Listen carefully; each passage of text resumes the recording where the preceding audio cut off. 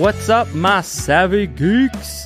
Mark Savvy here. So happy to be back. I was away for a couple weeks. We took a little bit of a break because I went on vacation in Japan. I went to Kyoto, Osaka, and Tokyo. What an experience. It was such a fun trip. I don't want to go too into it. I'll do another episode where I dive into more of my experience there. But for now, I just want to give an explanation about where I was. And let's get into the next movie on our list, Black Panther.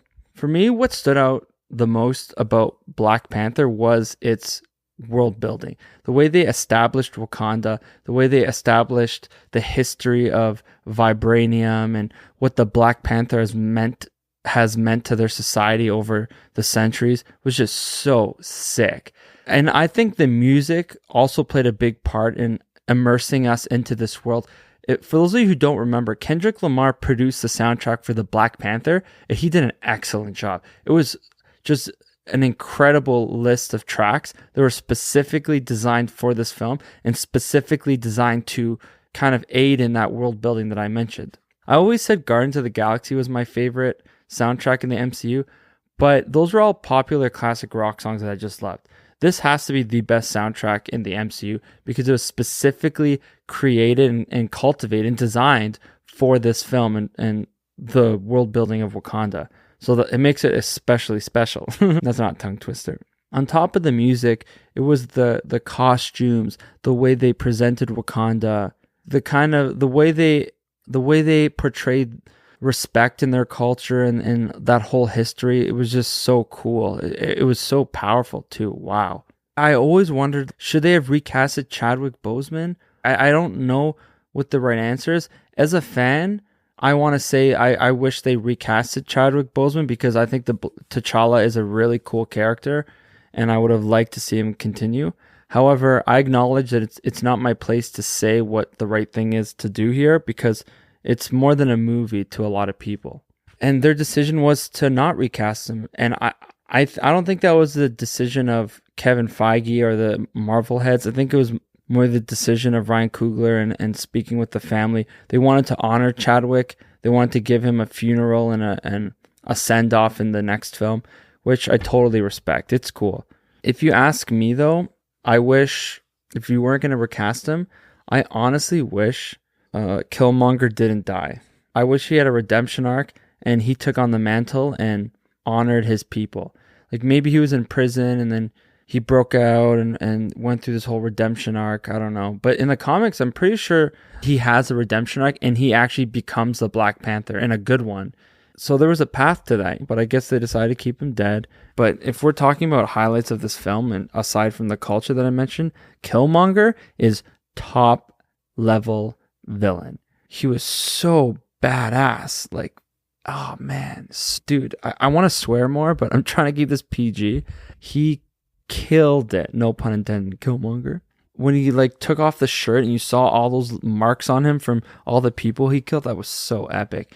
And when he decided to pull the sword out so he would die in the end, so I guess obviously he died, but I don't know, you still could have saved him maybe. But that scene at the end when he removed the sword because he didn't want to be imprisoned, that was sick. That was such an epic line.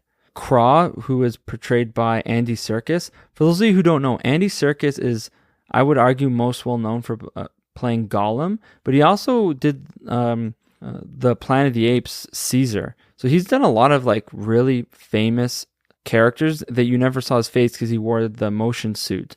But now in this film and also in The Batman, you see his like acting chops. He also is the director of Venom, which is okay. But in this film, he acted really well. Like the villains were very strong in this movie. Very strong. All of it was led by, in my opinion, the best performance of the film, though, was Chadwick Boseman as the Black Panther, King T'Challa. He was an amazing king. I think if all was said and done and T'Challa stayed in the MCU, he should have been the leader of the Avengers. He could have bankrolled everybody. He could have set up a really cool, like, I guess he probably wouldn't want to set up in Wakanda, but maybe he would have visited the Avengers compound more. He would have been more involved in everything. He's like a perfect character. He's made to be a king. The way he speaks to his people, how humble he is, it's just so awesome. the first time I watched it, I was able to watch it on my birthday, which is February 16th. That's when it came out. And it came out about, let me do the math, 6 years ago. So it came out February 16th, 2018. I remember seeing it, and it was just the best birthday ever. My wife, my girlfriend at the time, got me these Ottawa Senators pajamas. I'm a huge Ottawa Senators fan. And then we went and saw the movie. I wasn't wearing the pajamas, people. What makes people go to the theaters? Because pre-pandemic, post-pandemic, I don't think it really matters. You got to give people a reason to go to the movies. They're not going to go, I'm sorry, like, they're not going to go see Horizon. That's not a movie a lot of people will see. So those movies have to have a lower budget. This movie had a budget of $200 million. So if you're going to commit to a budget like that, you got to be pretty confident that it's going to do well. When you see this film, do you think it did well? I'm curious. Listeners, let me know in the comments. I want to say, I think the Black Panther had some of my birthday magic going for it. Birthday magic! Because on a budget of $200 million, this film crushed it. It made $1,350 million on a $200 million budget. So yeah, it made over $1 billion profit. Sick. I'm not surprised. This film was such a big deal when it came out. I don't know if people were hyping it up before it came out, or maybe afterwards when people saw it, word of mouth spread and started to do really well. I don't know. It came out 6 years ago. I don't remember. I want to do something a little different with this one though. Usually I have the rankings updated before, but right now I'm actually going to read the rankings and say if I think Black Panther is better than that film. So at 17, we had Iron Man 3. Is Black Panther better? Yes. 16, is it better than Dark World? Yes. 15 is Iron Man 2, better than that one. 14, Ant-Man, better than that one. 13, Thor. Yeah, I think some people disagree, but I think it's better than Thor. 12, The Hulk, definitely better than The Hulk. 11, the first Spider-Man. Yep, it's better than that one. Now we're getting into the top 10. So at 10th place is Guardians of the Galaxy Volume 2. So the question is Black Panther better than Guardians of the Galaxy Volume 2? I'm going to say yes. Black Panther makes the top 10. Now we go to Iron Man. This is tough.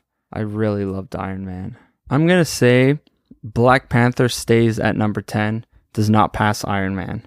I just really love that film. It's so epic. So that means our top 10, as it stands right now, is Black Panther at number 10, Iron Man 9, number 8, Age of Ultron, number 7, Doctor Strange, number 6, Captain America, number 5, Guardians of the Galaxy Volume 1, number 4, Avengers, number 3, Winter Soldier, number 2, Ragnarok, and holding down number 1 in our rankings is Civil War.